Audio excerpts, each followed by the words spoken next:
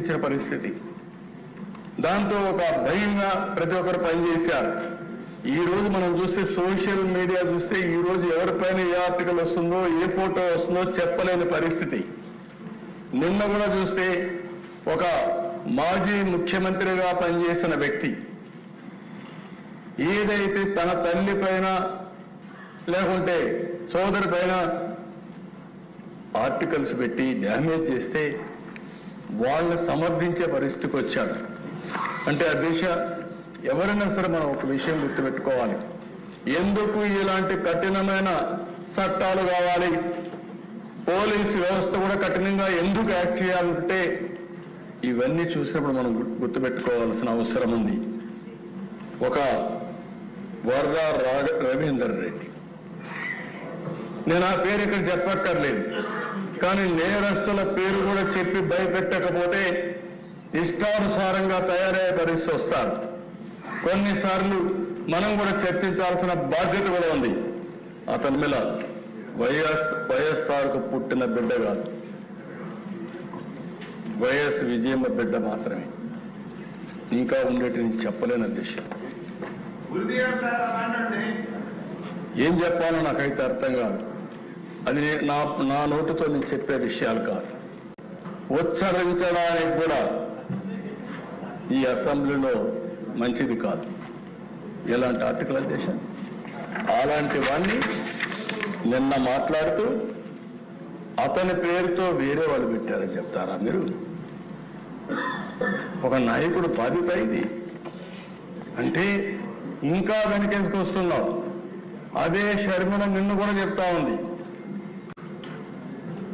ఎవరైతే ఈ రవీంద్ర రెడ్డి ఉన్నాడో ఇతను నా మీద పెట్టడంలో అవినాష్ రెడ్డి చెప్పారు, వాళ్ళ పిఏ వీళ్ళందరూ ఉన్నారు కాబట్టి అవినాష్ రెడ్డి గారిని కూడా అరెస్ట్ చేయమని వాళ్ళ సిస్టర్ డిమాండ్ చేస్తుంది.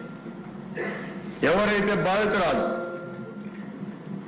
ఆవిడ డిమాండ్ చేస్తే ఈ పెద్ద మనిషి ఇప్పుడు కూడా సమర్థించుకునే పరిస్థితికి వచ్చాడు. ఒక్కరిని గురించి కాదు అధ్యక్ష, ఈరోజు ఎన్ని పోస్టర్స్ అధ్యక్ష. హోమ్ మినిస్టర్, రాష్ట్రంలో హోమ్ మినిస్టర్కే రక్షణ లేకపోతే ఎవరికి ఉంటుంది? ఒక దళిత మహిళ క్యారెక్టర్ అసాసినేషన్ అంటే రౌడీలకు కూడా భయం లేకుండా పోయింది. హోమ్ మినిస్టర్ లెక్కలేదు, డీజీపీ అని లెక్కలేదు, హోమ్ సెక్రటరీ అని లెక్కలేదు, డిప్యూటీ సీఎం అని లెక్కలేదు, ఎవరైనా లెక్కలేదు. అంటే ఏంటి విచ్చలవిడతనం? ఏమనుకుంటున్నారు మీరు? ఇంకో పక్కన చూస్తే అధ్యక్ష డిప్యూటీ సీఎం పైన ఏం చెప్పాలి అధ్యక్ష? ఇవి చూస్తే మనసు వికలమైపోతుంది, బాధ కలుగుతుంది, నిద్ర రాదు. మనం కూడా మనుషులమే అధ్యక్ష.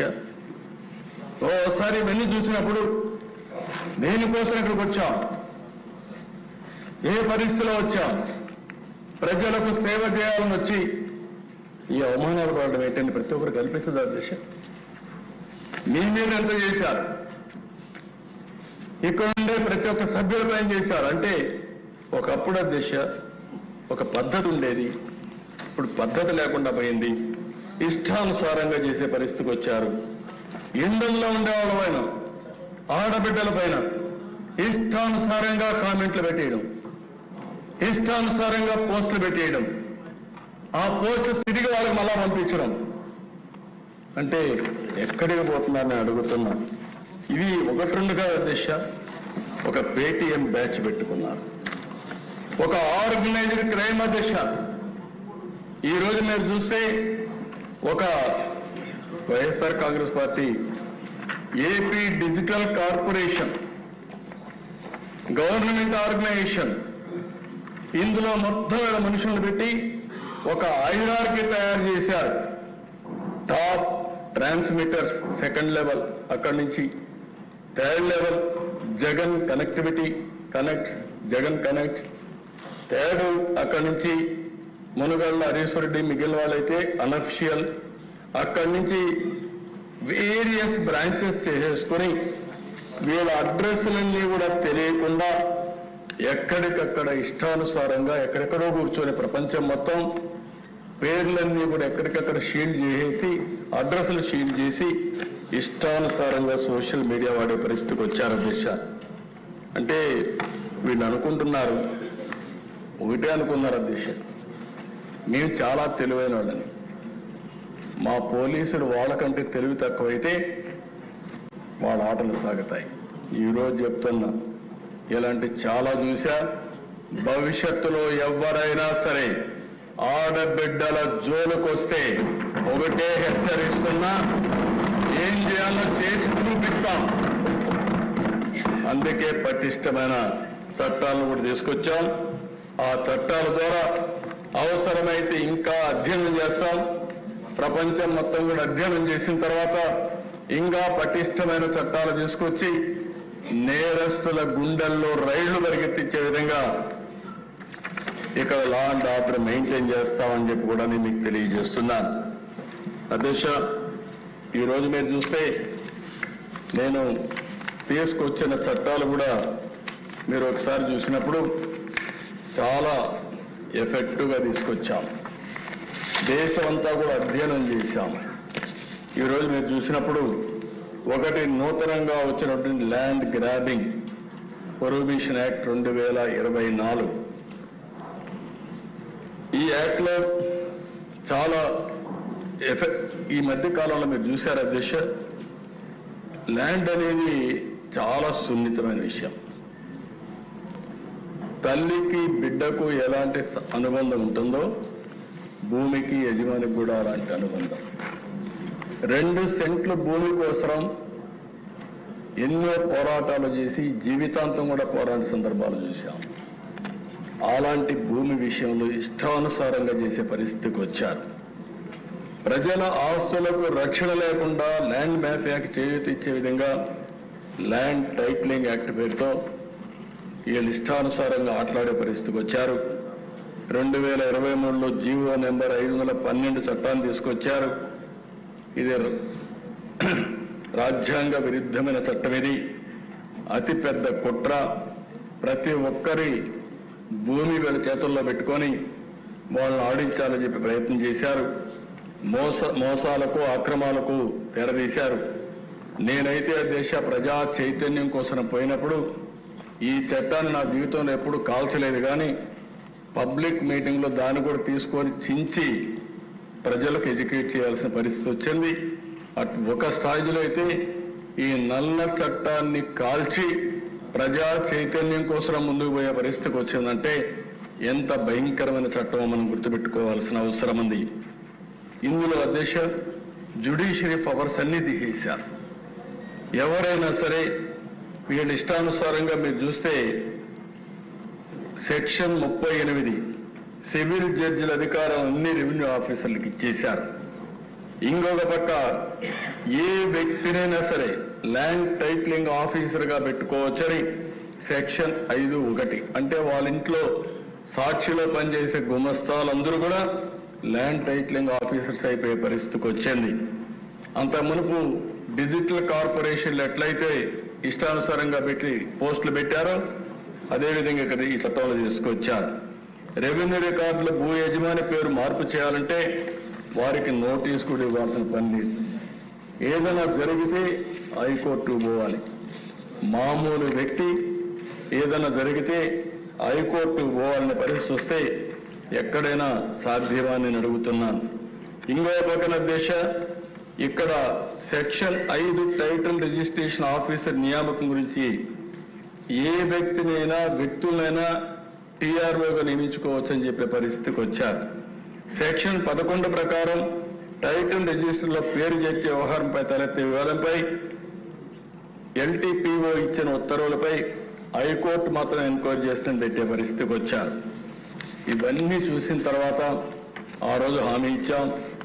ఇచ్చిన తర్వాత నేను మొట్టమొదటిసారిగా ముఖ్యమంత్రి అవతానే సంతకం పెట్టి ఈ చట్టాన్ని రద్దు చేశాం. చట్టాన్ని పూర్తిగా చేసే పరిస్థితికి వచ్చాం. కానీ అధ్యక్ష ఆ మధ్య జరిగిన అవకతవకలు మాత్రం మేము ఏం చేయలేకపోయాం. ఈరోజు మీరు చూసే అధ్యక్ష మామూలు 1-2 కేసులు కాదు, ఇటీవల నా దగ్గరికి వచ్చే గ్రీవెన్సెస్ అన్నీ వస్తున్నాయి. 8,305 గ్రీవెన్స్ వస్తే మా దగ్గర రికార్డులను వస్తే అవి వెరిఫై చేస్తే దగ్గర 22Aకి సంబంధించిన కేసులు, భూ కబ్జాలు మొత్తం కూడా ఇవే వచ్చే పరిస్థితికి వచ్చింది. ఇవి చాలా భయంకరంగా ఈ చట్టం తీసుకొచ్చే పరిస్థితికి వచ్చారు. ఎందుకే అధ్యక్ష, ఈరోజు మీరు చూసినప్పుడు ఇవన్నీ చూసిన తర్వాత ఈరోజు నేను ఒకటే ఆలోచించా, కఠినమైన చర్యలు ఉంటే తప్ప ఇది సాధ్యం కాదనే ఉద్దేశంతోనే ఒక పటిష్టమైన యాక్ట్ తీసుకొచ్చాం. ఇది ఈరోజు రాష్ట్రంలో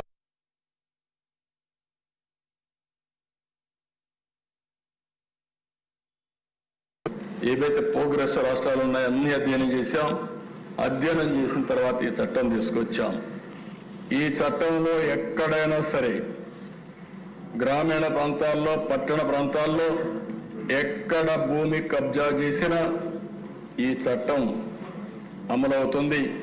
ఈ చట్టం దానికి అప్లికేషన్ అవుతుందని చెప్పి కూడా నేను మీకు తెలియజేస్తున్నా. ఇంకో పక్క ఓల్డ్ యాక్ట్ 82, ఇది న్యూ యాక్ట్ 2024. ఇందులో చూస్తే ఓల్డ్ యాక్ట్ లో land grabbing and land grabber limited to unauthorised occupancy వరకే ఉంది. ఈ చట్టంలో మీరు చూస్తే expanded definitions include illegal tenancies, unauthorized structures, financial abettors and intimidation tactics. ఇవన్నీ కూడా తీసుకొచ్చాం. Land grabbing means every activity of land grabber to occupy or attempt to occupy with or without the use of force, threat, intimidation and deceit or any land shall be construed accordingly. The words attempt to occupy are added to the definition of land grabbing. Attempt చేసిన, ప్రయత్నాలు చేసిన, బెదిరించిన వాళ్ళు కూడా ఈ act కింద వస్తారు. అది ప్రూవ్ అయితే ఈ యాక్ట్ అప్లికబుల్ అవుతుందని చెప్పి కూడా నేను మీకు తెలియజేస్తున్నా. ప్రీవియస్ గా అధ్యక్ష burden of proof, burden initially on the prosecution to prove land ownership, then an accused for lawful possession. Ippudu adesha the burden of proving that the land has not been grabbed lies with the alleged land grabber.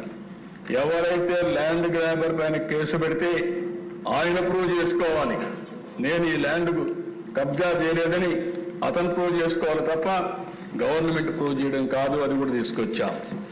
ఇంకో పక్కన దేశ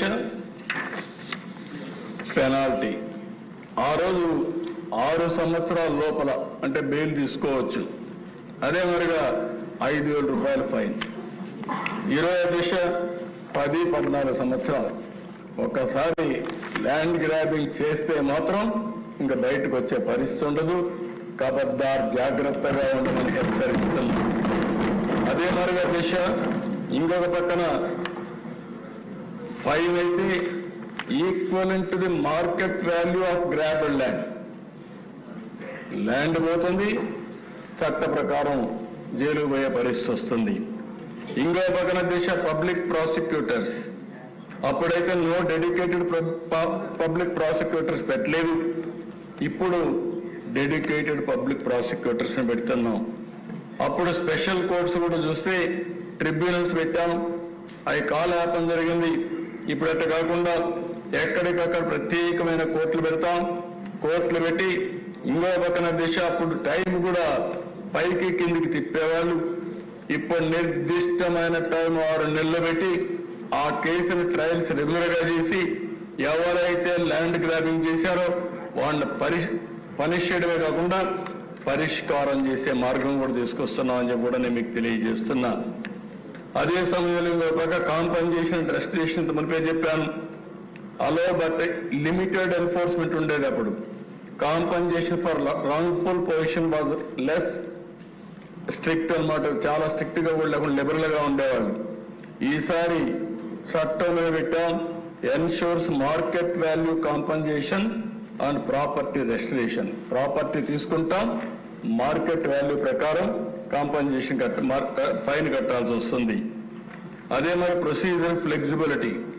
ముందుసారి మీరు చూస్తే existing civil and criminal codes limiting procedure adaptability ఉండేటివి. ఈసారి అది కాకుండా own procedures కూడా స్పెషల్ కోడ్స్ అడాప్ట్ చేస్తారు. న్యాయం చేయడం కోసం అన్ని విధాల ముందుకు పోతారని చెప్పి నేను మీకు తెలియజేస్తున్నా. Police authority basic authorisation for public investigations without specific oversight ఉండేటివి.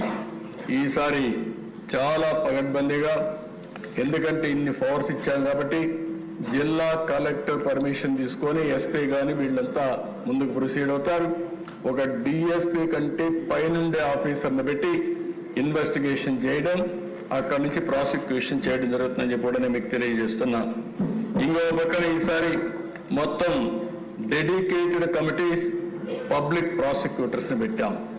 ప్రతి ఒక్క కేసుకు కూడా పబ్లిక్ ప్రాసిక్యూటర్ని పెట్టి పగడ్బందీగా చట్టాన్ని అమలు చేసి ఎవరైనా సరే ఇది కానీ ఉల్లంఘిస్తే చాలా ఫర్మ్గా యాక్ట్ చేస్తున్నామని చెప్పి కూడా నేను మీకు తెలియజేస్తున్నా.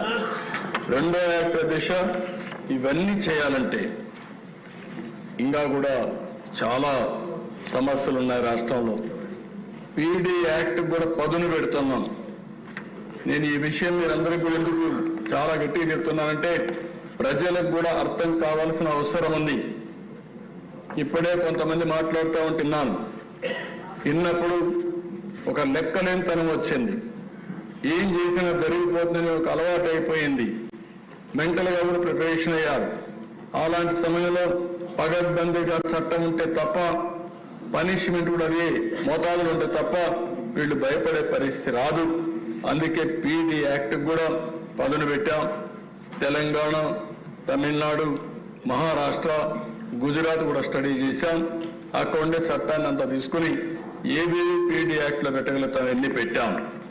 ఇందులో కూడా మీరు చూస్తే అధ్యక్ష చాలా విషయాలు ఈరోజు మీరు చూసినప్పుడు స్పూరియస్ సీడ్స్ అఫెండర్స్, కల్తీ విత్తనాలు అమ్మేస్తున్నారు, రైతులు మోసపోతున్నారు, చెప్తే వీళ్ళు ఏమాత్రం కూడా పట్టించుకోకపోతే అవి కూడా తీసుకొచ్చుకున్నాయి. Insecticide offenders, fertilisers offender, food adulteration offenders, fake document offenders, scheduled commodities offenders. ఇవి కాకుండా violations of forest and wildlife protection acts, gambling offenders, explosive substances offenders, arms offenders, sexual offenders, cyber crime offenders, white collar or financial offenders. Final గా దిశ rice smuggling కూడా ఇప్పుడే add చేయమన్నాం, అది కూడా add చేశారు. ఇసుక కూడా మాఫియా తయారైతే వాళ్ళపైన కూడా పీడీ యాక్ట్ పెడతాం. దీన్ని కూడా ఆ సబ్జెక్ట్ కూడా ఇందులో ఇంక్లూడ్ చేస్తున్నాం అని చెప్పి కూడా నేను మీకు తెలియజేస్తున్నాను. ప్రభుత్వం నేను ఒకటే అందరినీ కోరుతున్నా, ఈరోజు మనం అందరం కూడా గుర్తుపెట్టుకోవాల్సిన అవసరం ఉంది. లా అండ్ ఆర్డర్ మెయింటైన్ చేస్తేనే భవిష్యత్తులో ఈ రాష్ట్రానికి పెట్టుబడులు వస్తాయి. అన్నింటికంటే ముఖ్యంగా అధ్యక్ష టూరిజం. ఎక్కడన్నా టూరిజం రావాలంటే ఈ రాష్ట్రంలో భద్రత లేదని అభిప్రాయం వస్తే ఏ ఒక్కరు కూడా టూరిజం రారు. మొన్న చూస్తే అధ్యక్ష మేము ఆ రోజు చాలా బాధపడ్డాం. ఎక్కడో విదేశాల నుంచి ఒక మహిళ వస్తే నెల్లూరు జిల్లాలో ఆ అమ్మాయి పైన కిడ్నాప్ చేసి చాలా అసభ్యంగా ప్రవర్తిస్తే ఆ అమ్మాయిని రక్షించాలంటే పెద్ద కష్టమయ్యే పరిస్థితి వచ్చింది. ప్రభుత్వం పట్టించుకున్న దాఖలాలు లేవు. అందుకే ఈరోజు నేను ఒకటే కోరుతున్నా, ఈ రెండు యాక్ట్, ఒక టూరిజం డెవలప్ కావాలన్నా, పెట్టుబడులు రావాలన్నా, ఇండస్ట్రీ రావాలన్నా, అభివృద్ధి జరగాలన్నా, నాలెడ్జ్ ఎకానమీకి ఆంధ్రప్రదేశ్ చిరునామాగా తయారు కావాలంటే లా అండ్ ఆర్డర్ చాలా ముఖ్యం. శాంతి భద్రతలు ఉంటేనే ఇది సాధ్యం. ఆ విషయం మనందరం గుర్తుపెట్టుకోవాల్సిన అవసరం ఉంది. నిన్న మొన్న మనం మాట్లాడాం, ఏదో మనల్ని అవమానించారనే ఉద్దేశంతో మనం మాట్లాడడం లేదు. కానీ ఈరోజు మనం ఆలోచించేది రాష్ట్ర భవిష్యత్తు కోసం ఆలోచిస్తున్నాం. రేపు మళ్ళీ నేను ఒకసారి స్వర్ణాంధ్రప్రదేశ్ విజన్ 2047 డాక్యుమెంట్ కూడా మీ ముందర పెడుతున్నాను. ఇప్పటికే చాలా చర్చలు చేశాం. రాష్ట్రాన్ని ఒక అగ్ర రాష్ట్రంగా తయారు చేయడానికి, ప్రపంచంలోని నాలెడ్జ్ ఎకానమీకి చిరునామాగా ఆంధ్రప్రదేశ్ తయారు కావడానికి మనందరం కానీ ఆలోచిస్తే ఇది సాధ్యం. అది సాధ్యం కావాలంటే లా అండ్ ఆర్డర్ చాలా ముఖ్యమని చెప్పి కూడా నేను మీకు తెలియజేస్తున్నా. ఒక పక్క పోలీసు వ్యవస్థను ప్రక్షాళన చేస్తున్నాం. తప్పులు చేసిన వారిని ఎవరిని వదిలిపెట్టడం లేదు. ఇప్పటికే మీరు చూశారు, కొంతమంది సీనియర్ ఆఫీసర్స్ వాళ్ళకుండే అధికారాన్ని ఉపయోగించుకొని ఇష్టానుసారంగా చేసి పోలీసు వ్యవస్థకి మచ్చ తీసుకొచ్చే పరిస్థితికి వచ్చారు. అలాంటి వాళ్ళని సస్పెండ్ చేశాం, యాక్షన్లు తీసుకుంటున్నాం, లాజికల్ గా తీసుకెళ్తాం. నేను ఒకే ఒక విషయం చెప్తున్నది, ఏ వ్యక్తి అయినా సరే అవకాశం ఉందని చట్టాన్ని చేతికి తీసుకొని ఇష్టానుసారంగా ప్రవర్తిస్తే ఎవరిని ప్రభుత్వం ఉపేక్షించదని చెప్పి మరొకసారి మీ ద్వారా రాష్ట్ర ప్రజలందరికీ తెలియజేస్తున్నా. ఒక పక్క తప్పు చేసిన ఆఫీసర్ను కూడా ప్రక్షాళన చేస్తున్నాయి. ఇంకో పక్కన ఇప్పుడే ముచ్చేతూరి గారు మాట్లాడుతూ ఒక మాట అన్నారు, టెక్నాలజీ వచ్చింది, పటిష్టంగా ఉపయోగించండి. అదే మాదిరిగా టెక్నాలజీ ఒకటే సరిపోదు. పోలీస్ ఆఫీసర్స్ లో కూడా పోలీస్ స్టేషన్ దగ్గర నుంచి కింది స్థాయి నుంచి ప్రజల్లో కూడా పోలీసుల్లో కూడా ప్రో పీపుల్ పోలీసింగ్ తయారు చేయాలి. ప్రజాహితం కోసం పనిచేయాలి. దాన్ని ఏ విధంగా చేయాలో చేయమని చెప్పి అడిగారు. తప్పకుండా ఒకప్పుడైతే మనం చాలా తర్పిదిచ్చి పోలీసు వ్యవస్థను చూస్తే నేనైతే ఆ రోజు బాడీ ఓర్న్ కెమెరాస్ పెట్టాం. బాడీ ఓర్న్ కెమెరాస్ పెట్టిన ముఖ్యమైన ఉద్దేశం, పోలీసులు బయట వస్తే ఆ కెమెరాలో అవతల వాళ్ళు ఏం చేస్తే ఏం మాట్లాడతారు, ఈ పోలీసులు ఏం మాట్లాడతారు, రెండు కూడా కంట్రోల్ రూమ్కి వెళ్ళేటివి ఎప్పటికప్పుడు మానిటర్ చేసుకోవడానికి ఉండేది. ఎవరు బూతులు మాట్లాడుతున్నారు, ఎవరు హైహ్యాండ్గా ఉన్నారు అనే విషయాలు ఎప్పటికప్పుడు మానిటర్ చేసేవాళ్ళం. ఈరోజు దిశ పోలీస్ వ్యవస్థని స్ట్రెంగ్త్ కూడా చేస్తాం. వాళ్ళని కూడా గౌరవించాల్సిన అవసరం ఉంది. అలాంటి పోలీస్ వ్యవస్థ కోసం ఒకప్పుడైతే మీరు చూస్తే 61,000 మంది 6,100 మంది పోలీస్ కానిస్టేబుల్ని రిక్రూట్ చేయాలని ఒక కార్యక్రమం పెట్టుకున్నాం. ఇది కూడా రిక్రూట్ చేస్తాం.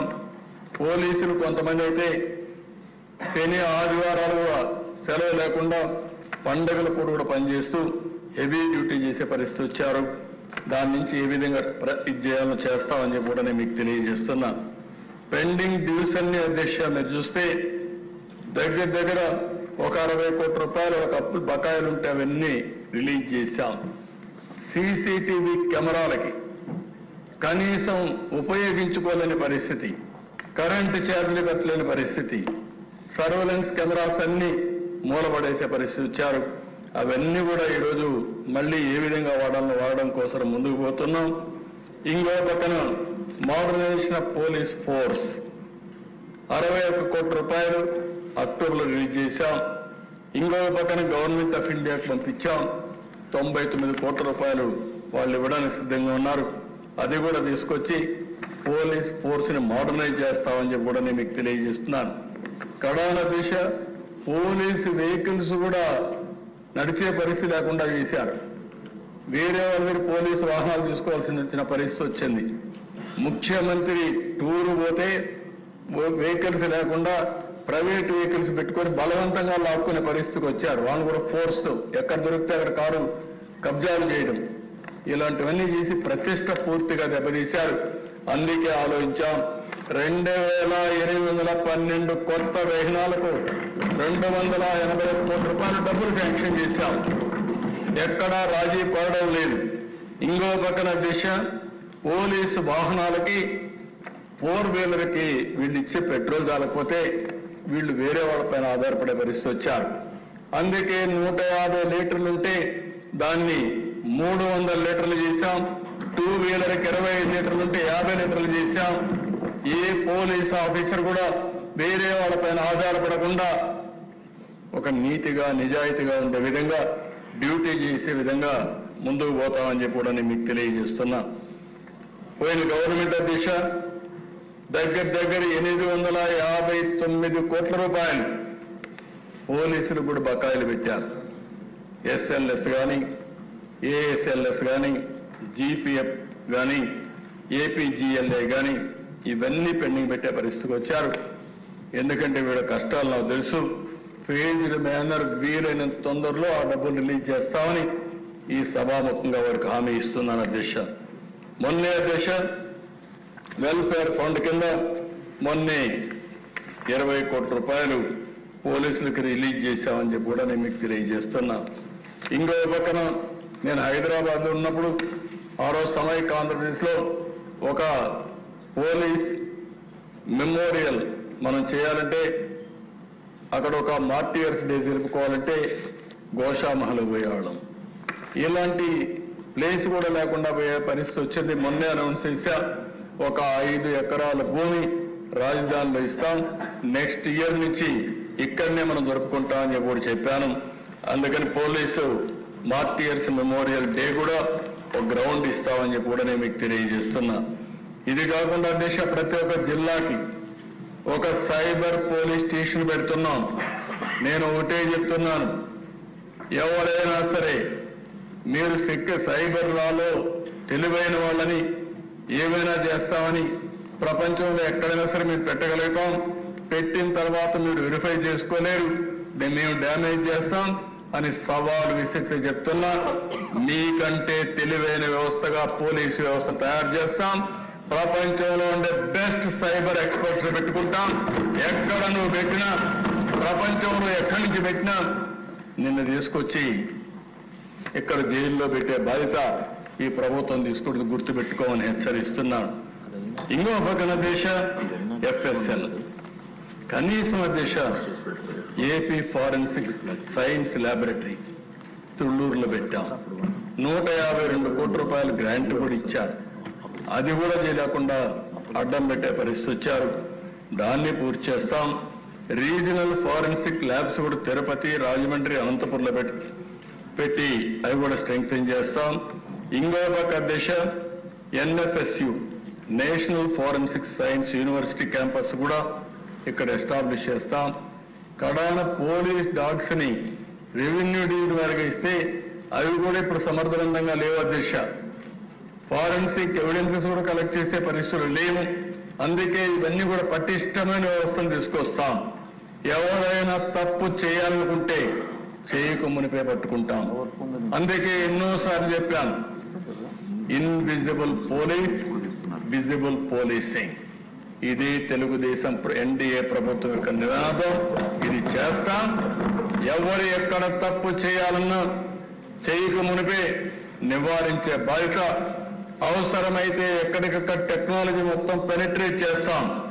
ఒక దిక్కడని కాదు, ఇప్పుడే మీరు చూస్తే యాంటీ డ్రగ్స్ క్యాంపెయిన్ కోసం ఒక పేరు కూడా పెట్టాం.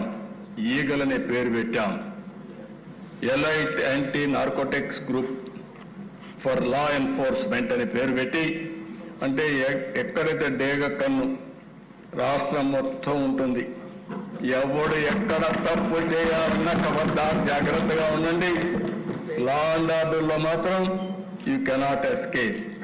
ఏదైనా చేయాలంటే మీరు నేరస్తులైతే మీ తెలివితేటలో 10 రెట్లు ఎక్కువగా ఉండి పోలీసింగ్ చేసే వ్యవస్థ ఏర్పాటు చేసే బాధ్యత ఈ ప్రభుత్వాన్ని చెప్పి నేను మీకు తెలియజేస్తున్నా. ఓసారి బాధ దిశ చెప్పకపోతే ప్రజలకు అర్థం కాదు. ఓసారి మనం ఒకసారి చూస్తే ఎంత బాధేస్తుందంటే దిశ, ఎన్ని డ్రామాలు వేస్తారంటే, లాస్ట్ టైం మీరు ఒకసారి చూశారు అధ్యక్ష, ఆ డ్రామాల్లో భాగంగా మనందరం ఏ విధంగా మోసపోతామో ఒక ఇది చూసినప్పుడు అధ్యక్ష,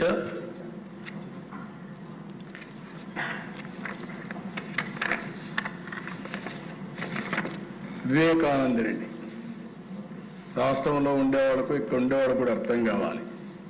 నేనే ముఖ్యమంత్రిని, నిద్ర లేచా, నాకు మెసేజ్ వచ్చింది. ఏ మెసేజ్? సాక్షి మెసేజ్. వివేకానంద రెడ్డి గుండెపోటుతో చనిపోయాడు. ఇప్పుడు ఏం చేస్తాను? గుండెపోటుతో అనే కూడా నాకు కూడా అనిపించింది పాపం. నేను కూడా క్యారీ అయిపోయా. అన్నిటి గుండెపోటుతో అనుకున్నాం, ఒక అర్ధగంట అయింది, గంట అయింది. మా ఆఫీసర్ కూడా కన్ఫర్మ్ చేశారు ఆయన గుండెపోతలు చనిపోయాడని. పోలీసు వ్యవస్థ మొత్తం నాకు ఆ మాటే చెప్పారు, నేను కూడా నమ్మా. మధ్యాహ్నం పైన ఒక్కొక్కసారి తప్పులు చేసినప్పుడు మనకు అనుమానాలు రాకుండా పోవడానికి కారణం మనం అదర్ ఇష్యూస్లో బిజీగా ఉండడం, నార్మల్గా నమ్మే మనస్తత్వం ఉండడం, అలాంటి దొంగ తెలివితేటలు లేకుండా పోవడం. మూడవది మధ్యాహ్నం అయిన దిశ ఎలక్షన్ టైం, అందరికి హెలికాప్టర్లు ఉన్నాయి, ఫ్లైట్లు ఉన్నాయి. ఎవరైతే సొంత బాధ చనిపోతే రావాలి, రాలేదు, తీరిగ్గా రోడ్డు మీద వచ్చారు.